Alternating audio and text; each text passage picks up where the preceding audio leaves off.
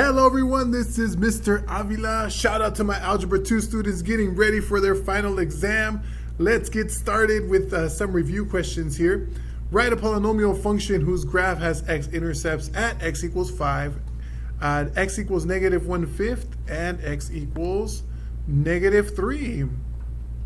Not too difficult to set this one up. What we're going to do is we're going to create a polynomial by trying to figure out factors that give us 0 when we plug in a 5, a -1/5, and a -3.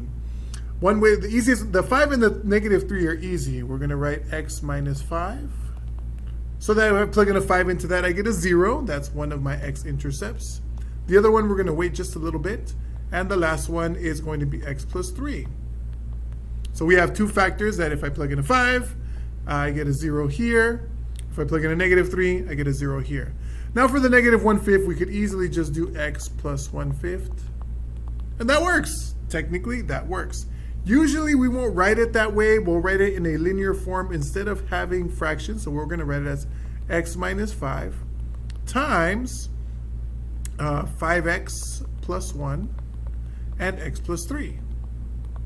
Okay, so that 5x plus 1 gives us the -1/5. Let me show you why. If I have 5x plus 1 and I set it equal to 0, which is what I want, I'm going to subtract 1 from both sides.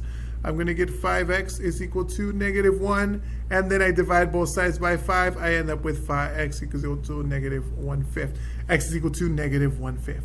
So there's our answer, x minus 5, 5x plus 1, and x plus 3.